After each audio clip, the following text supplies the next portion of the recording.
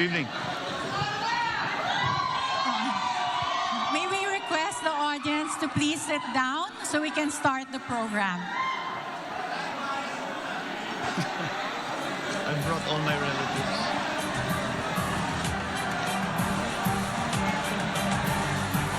Everyone, can we ask everyone to please sit down so we can start the program?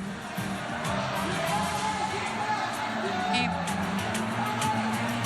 Thank you for your cooperation. Thank you.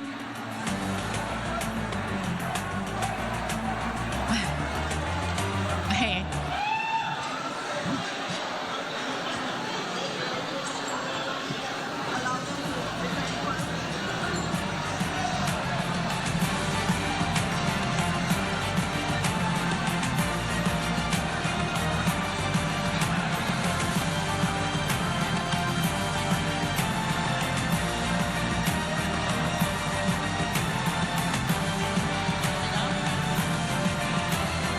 Good evening, Mr. Marcos. Good evening, ma'am. If this were, I've never been to a campaign rally, but if this looks like it, and maybe multiplied so many times over, I can imagine what you're feeling is like euphoria, isn't it? It's, because we're not even involved and we're feeling euphoric here. It's very encouraging, ma'am. That's true. Okay. Mr. Marcos, Yes, we all know that your campaign's theme is unity. And recently, you made a statement on an issue that, would test your call for unity, because this issue is really polarizing in our country. And I'm referring to your statement on LGBTQ rights.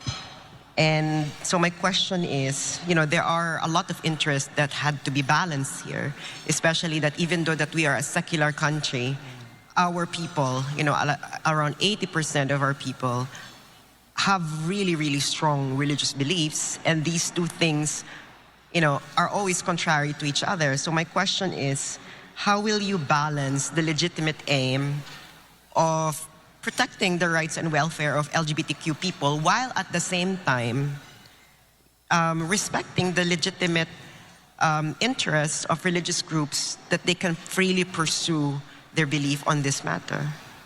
I don't think LGBTQ issues are polarizing in the Philippines, honestly.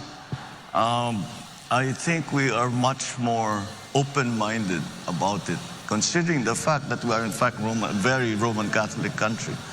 But then you must, and so that I don't think it's polarizing at all. I think Filipinos are, I don't know how to put it, but we're much cooler than most other places when it comes to these things. And I think when I talk to the members of that community, wala namang hinihingi na special treatment ang mga LGBTQ. Wag lang do not discriminate against us. Yun lang naman yun eh.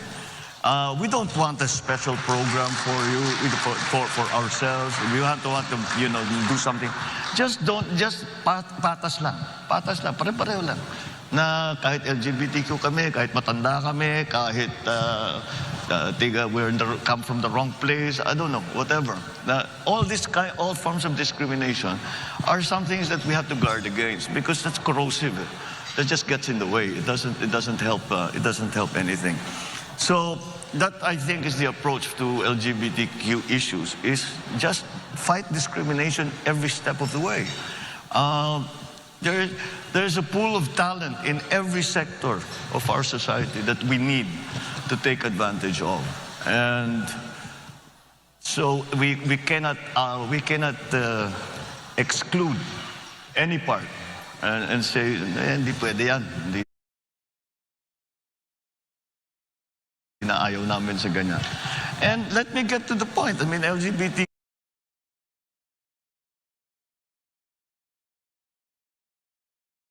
Roman Catholic, you will say that it's a. What did the Pope say when he was asked about same-sex marriage, same-sex union? Let me correct myself, same-sex union. And I think the Pope said it perfectly. Who am I to judge? And that's the attitude that we all of us should have. And with that, I think we'll go down the correct place. We will go down the right path. Yeah, I think this Sorry, will be... Professor Carlos.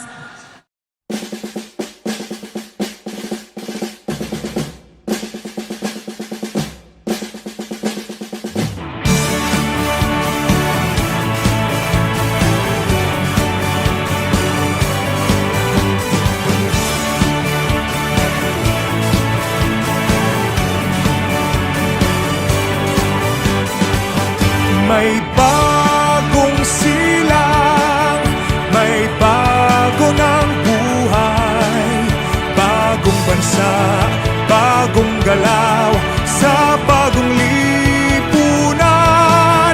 Nagbabago ang lahat, tungo sa pag-unlad, at ating itanghal, bagong lipunan.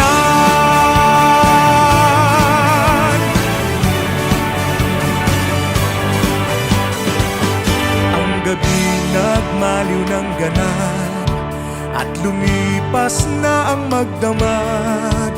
Madaling araw ay nagdiriwang, may umagang namasdan.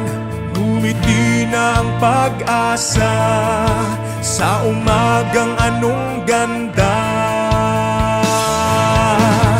May bagong silang, may bago ng buhay, bagong bansa, bagong galaw, sa bagong lipunan. Nagbabago ang lahat, tungo sa pag-unlad, at ating itanghal, bagong lipunan. May bago ng buhay, bagong bansa, bagong galaw, sa bagong lipunan. Nagbabago ang lahat, tungo sa pag-unlad,